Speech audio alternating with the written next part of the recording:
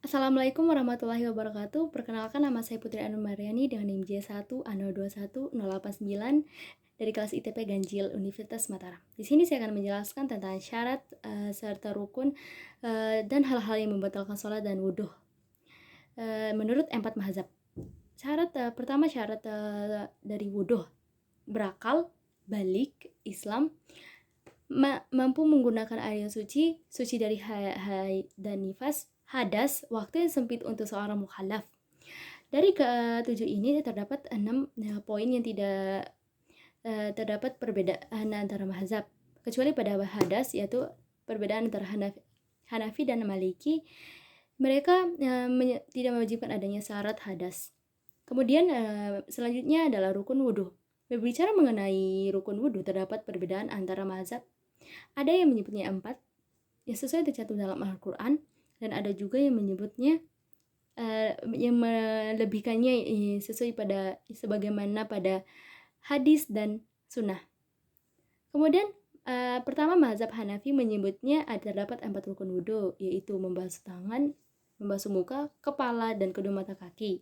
Kemudian mazhab Maliki menambahkan adanya adalk, niat, dan mulawat. Kemudian pada mazhab Maliki, mazhab Syafi'i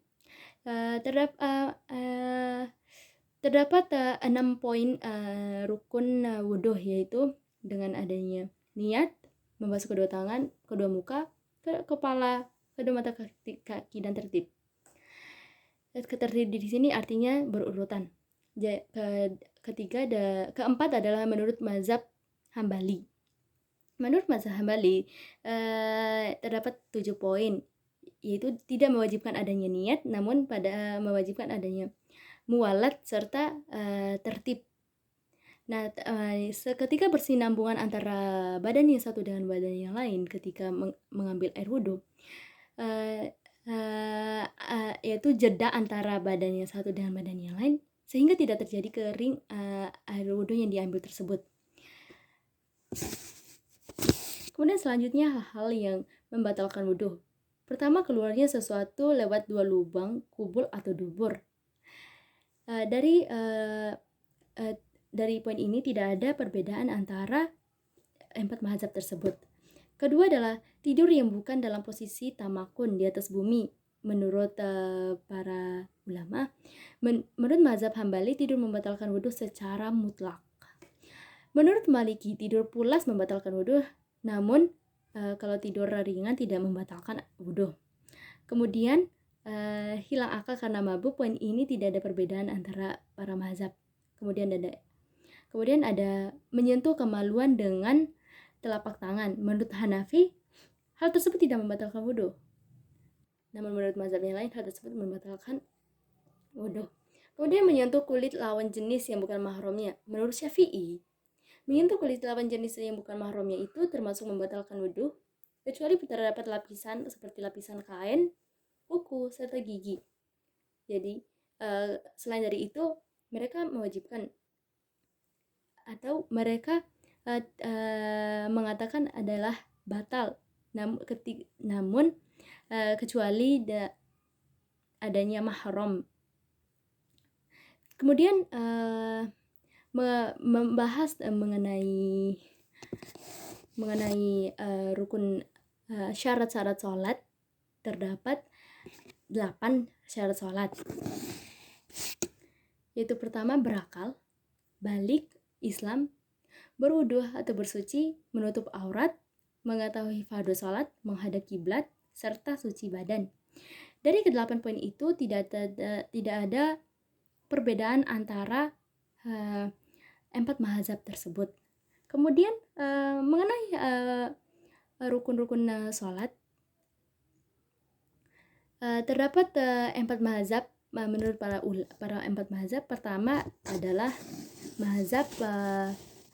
mazhab Hanafi, yang mengatakan bahwa mazhab Hanafi ini memiliki 6 rukun sholat, yaitu pertama takbiratul ihram, berdiri, membaca al-fatihah, ruku, sujud, duduk, tasyahud akhir. Kemudian pada mazhab Maliki terdapat 13, yaitu menambahkannya dari mazhab Hanafi. Dari niat, itidal, duduk di antara dua sujud, menambahkan tasyahud akhir, membaca salawat Nabi serta salam, dan tertib. Sama halnya dengan mazhab Syafi'i, mazhab Maliki juga memiliki kesamaan terhadap mazhab Syafi'i, yaitu 13 yaitu memiliki 13 rukun.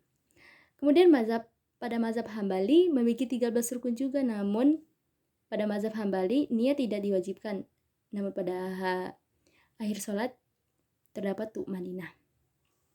Kemudian berbicara mengenai hal-hal yang membatalkan wudhu, maksudnya hal-hal yang membatalkan sholat. Yang pertama berbicara.